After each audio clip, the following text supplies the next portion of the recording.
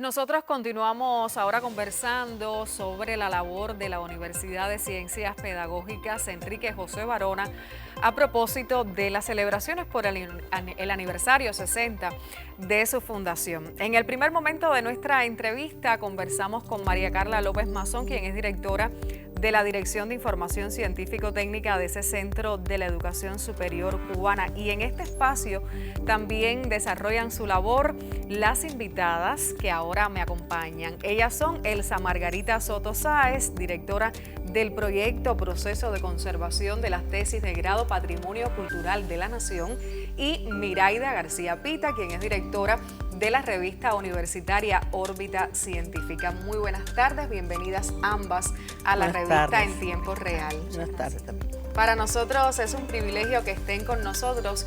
Y Elsa, quisiera comenzar conversando, dialogando un poco sobre desde cuándo se desarrolla este proyecto, Proceso de Conservación de las Tesis de Grado Patrimonio Cultural de la Nación, y en qué consiste.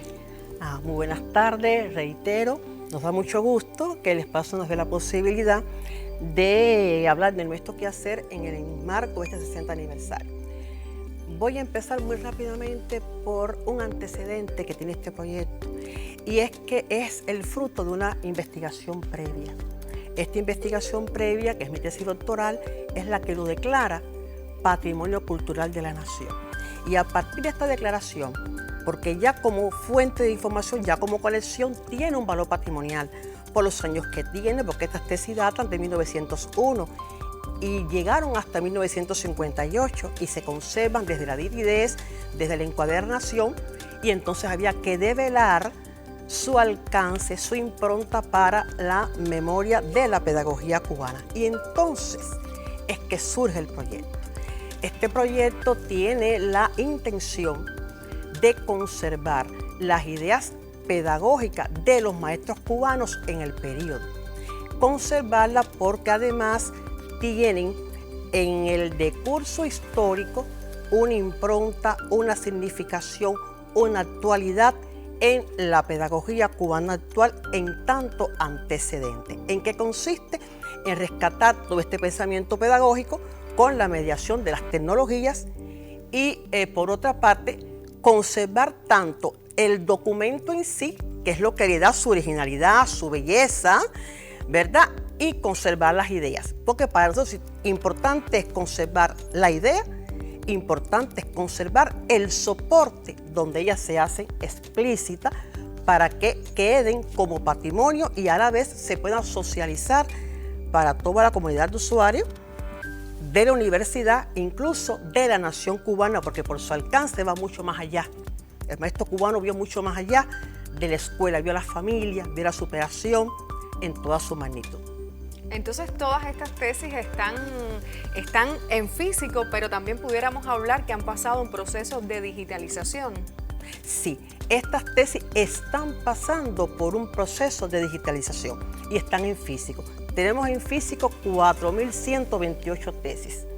Es una grandeza para nuestra universidad, que es su legítima propietaria, porque justamente donde ellas se generaron en la Escuela de Pedagogía fue la que en el año 64 se convierte en el Instituto Superior Pedagógico Enrique José Barona.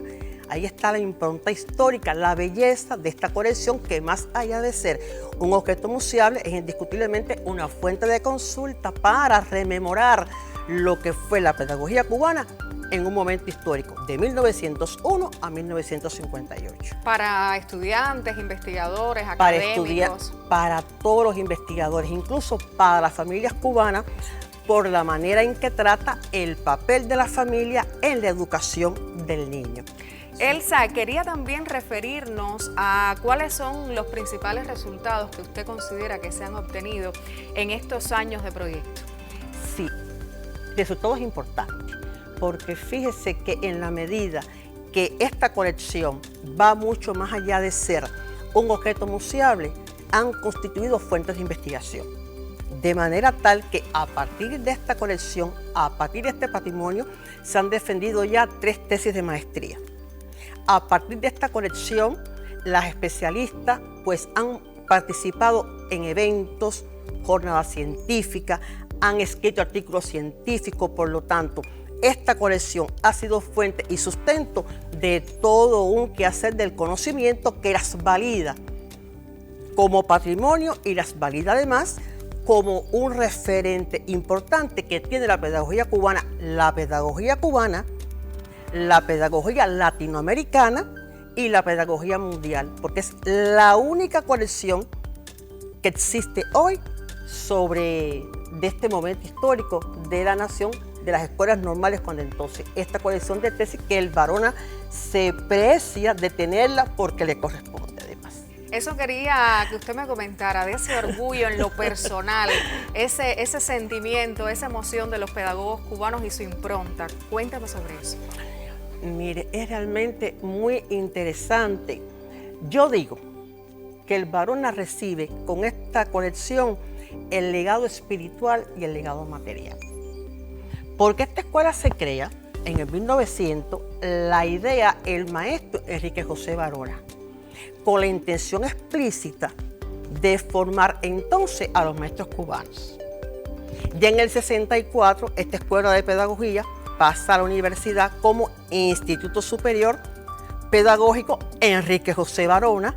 Ahí está el legado y estas tesis que constituyen su fuente material también pasa para acá. Hay en estas tesis toda esa visión, todo ese quehacer del maestro de la época con la intención de mejorar, de organizar, de perfeccionar la labor docente. ¿Qué quieren decir estas tesis en definitiva?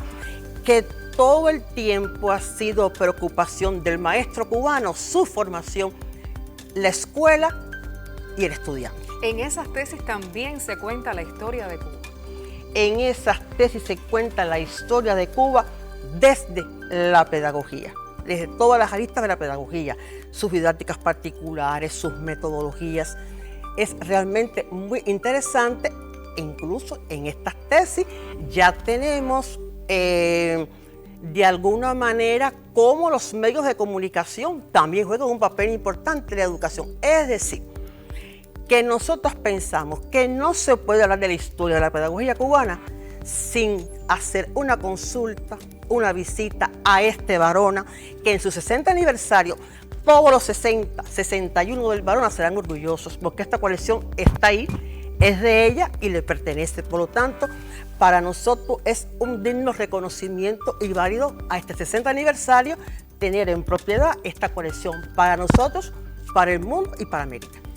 Ahora quisiera que se sumara a la conversación Miraida, que también nos acompaña en tiempo real. Miraida, ¿cómo usted pudiera resumir la historia de la revista universitaria Órbita Científica? ¿Qué temáticas específicamente aborda esta publicación? Sí, buenas tardes. Reitero también la invitación y agradecida.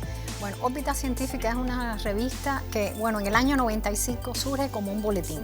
La idea fue poder desde ese entonces ya ir socializando los resultados de las investigaciones de toda la comunidad universitaria en ese momento, y entonces hacía falta un espacio porque ya existía la revista Barona, revista insignia de la universidad, pero los que en ese momento trabajaban ya en la biblioteca, lo que es hoy Dirección de Formación Científico-Técnica, crearon el espacio para poder hacer la divulgación de estos trabajos. Y entonces, bueno, como boletín impreso con determinadas secciones, ya se hacía muy particular para determinadas materias, determinadas áreas de conocimiento de la propia institución. Ya a lo largo del tiempo la revista empieza a crecer porque es que ya la ciencia empieza a imponer nuevos retos donde y además los resultados de las investigaciones de nuestros propios profesores ya iban también en aumento. Entonces ya se crea la revista como tal, una revista en línea, una revista de, como decimos ahora, para la ciencia abierta, con determinadas secciones, y logramos en el año 2010 que la revista sea entonces certificada por el CISMA. Una vez que la revista ya en el Registro Nacional de Publicaciones logra tener un ISSN y un reconocimiento, entonces ya se hace más grande tanto la, vamos a decir, la popularidad de querer los mismos profesores nuestros publicar en la revista. Las secciones que maneja, bueno, son secciones de cultura general, secciones que van dirigidas a las tecnologías de la información y las comunicaciones. Son secciones que todas siempre van encaminadas a la ciencia de la educación y a la formación profesional, pero pedagógica. Entonces ahí se enriquece la revista con estas temáticas que siempre van a estar en función de esta actividad. Quienes deseen aplicar, por ejemplo, para incluir sus trabajos científicos en esta publicación, ¿cuáles son los procedimientos que se deben seguir? Sí, hoy la revista está cumpliendo con estándares que son, vamos a decir, universales ya para la ciencia en el mundo. ¿Por qué? Porque en un primer momento, cuando la revista se certifica, los autores iban nosotros recepcionábamos los artículos y veíamos al autor. Ya hoy las plataformas OJS es el medio que existe para que el autor entre, se registre, y una vez el autor entre y se registre, puede entonces contactar con la propia revista acerca de quiénes somos, cuál es la misión, el objeto social que tiene nuestra revista, las temáticas, las secciones que tenemos. Entonces, ya una vez que el autor entra, que se registra, ya puede hacer un envío de su artículo. Ese envío del artículo no es más que el proceso editorial, el flujo editorial que recibe dentro de la plataforma, donde juegan un papel importante tanto el editor, que es el que recepciona desde la plataforma, sí, los revisores, que son aquellas personas que hacen una revisión de contenido y tienen vamos a decir, la potestad para decir que el artículo es publicable, o publicable con modificaciones, o no publicable, o publicable con una nueva revisión. Y una vez que ya este proceso termina, donde interactúan incluso los árbitros, que son los revisores, con los autores, entonces ya podemos decir que el artículo puede salir ya en producción, y es cuando cerramos un número, que ahora lo hacemos en la modalidad de publicación continua. ¿Con qué periodo de tiempo realizan publicaciones ustedes? A ver, la revista tiene 4 números al año. Lo que en un primer momento, cuando se abría un número, esperábamos de un primer artículo hasta cerrar en el artículo 20, y entonces decíamos, ya salió el primer número. Hoy no. Hoy se reciben los artículos, va pasando por este proceso editorial dentro de la plataforma, y una vez que los artículos están terminados, ya se van publicando hasta que cerramos el número. De cara a la celebración de los 60 años del centro, ¿tienen planificado alguna publicación especial, algún número especial de la revista? A ver, siempre la revista ha tenido suplementos especiales en diferentes temáticas. Yo pienso que en este minuto, vamos a decir, la celebración está en que hemos logrado postularnos a bases de datos, que estamos en procesos de evaluación, porque es lo que quiere hoy la ciencia, ¿no? Para hacer visible la ciencia queremos que tenga calidad, que tenga contenido, y entonces la idea es artículos que sean propiamente de nuestra universidad y que, bueno, estén incluso proyectos, resultados del propio proyecto, de las tesis de doctorado, queremos que sean parte también de nuestras publicaciones como para la celebración, ¿no?, del aniversario de la universidad. Yo les deseo muchísimos éxitos en ambos proyectos, en la vida profesional y personal, y les agradezco muchísimo la presencia en la revista en tiempo real.